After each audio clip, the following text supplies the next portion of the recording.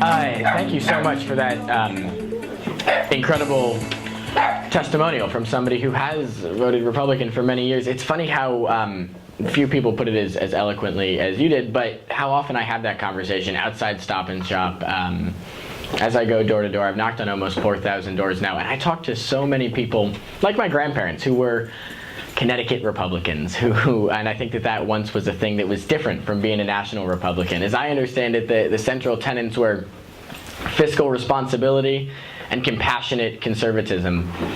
But now they don't recognize their party. There's nothing compassionate about separating children from their families at the border, and there's nothing fiscally responsible about getting rid of the income tax, which accounts for 56% of our state revenue. Getting rid of the income tax would require us to close schools at least one day a week. That's what Kansas did when they went down that road, and it did not make their state better. Most of their teachers fell below the poverty line. So they're looking for compassion and fiscal responsibility, and they're not finding it anymore in the Republican Party. So I'm optimistic that we're going to win this election, not all of us, Doug, Stephanie, Ross, and I, not just by reaching out to Democrats, but by reaching across the aisle too, talking to unaffiliated voters, talking to independents, and yes, talking to lifelong Republicans who are just looking for a change this year.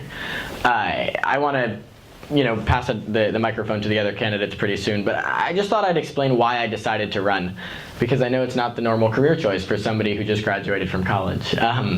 In 2016, I was working for the Democratic National Committee, and my job was to research and fight voter suppression legislation, primarily in states like Mississippi, Alabama, Texas, North Carolina, places with long histories of racial discrimination where some legislators were doing everything they could to make it harder to vote. They were passing stringent voter ID requirements that have been shown to make it more difficult for low-income folks and minorities and first-time voters and elderly voters, make it harder for them to participate. They were blocking early voting so that you only get one shot on Tuesday to participate. They were blocking online voter registration. They were doing everything they could to keep polling places off of college campuses so that young people couldn't make their voices heard at the ballot.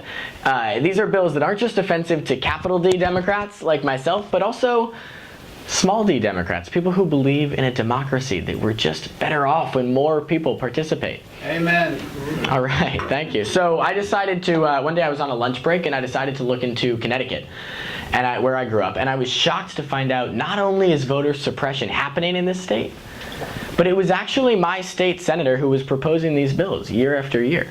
She, just months after Donald Trump said that millions of people voted illegally, she proposed a stringent voter ID law here in Connecticut.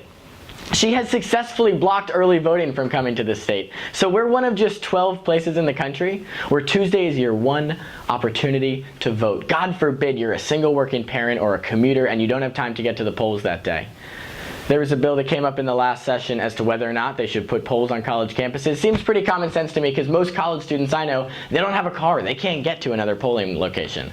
And yet every Republican voted against it and every Democrat voted for it. This is not the Republican Party of our grandparents. They are unfortunately making it harder to vote, and I think that's unacceptable. So I decided to look more into my opponent's voting record. I found out that she opposed paid family leave. That was a problem for me because I grew up with a single working mom, and she had to go back to work just 2 weeks after I was born. That's true for 25% of American moms, but it shouldn't be. No person should be forced to choose between advancing in their career and starting a family or caring for an ill parent.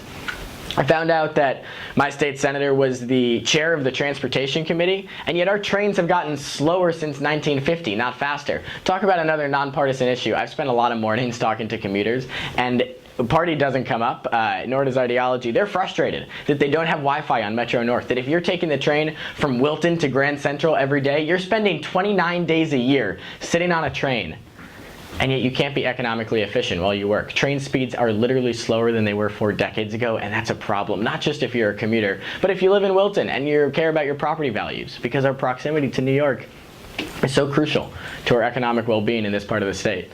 And finally, the last issue I want to talk about is the one that's most important to me. It's the one that ultimately pushed me into deciding to run, to challenge somebody who's been in office for 22 years.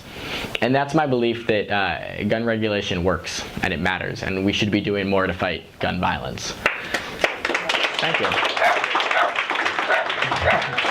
The dog agrees. So when my opponent was running for governor, she got on stage and she was in a room full of Republicans, perhaps thinking that nobody from the other party was watching, and she said, "We went too far in regulating guns after Sandy Hook."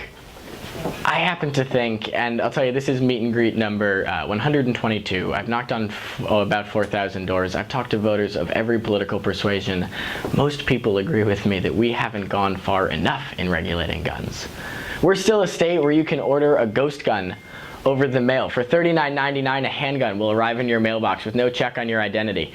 We're still a state where you can buy an unlimited number of weapons in one transaction. But if you're buying multiple handguns at once, the chance you're going to use that gun in a criminal manner goes up by 64%.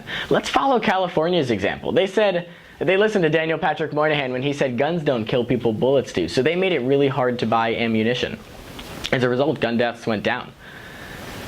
Meanwhile, our state senator, even though we're right around the corner from Newtown and we know all too well what can happen if guns fall into the wrong hands, our state senator proposed a bill that would allow anybody to buy as much ammunition as they want from a gun range, without a certificate, without any check on your identity. I think that takes us in the wrong direction. It creates a loophole where we don't have one right now, and it makes us less safe. I'll just close with the fact that we've got 23 days, really 22, it's dark out now. We've got 22 days until the election. That's true. And I desperately need your help in spreading the word. Not everybody can host an amazing event like this as Elizabeth and Paul did with such short notice. But this, if you can just tell your family, your friends, your neighbors to vote, that we have an election on November 6th, that really important decisions are made in the voting booth, not just every 4 years, but also every 2 years for our state legislative elections. And if you have trouble yourself getting excited about state politics or getting other people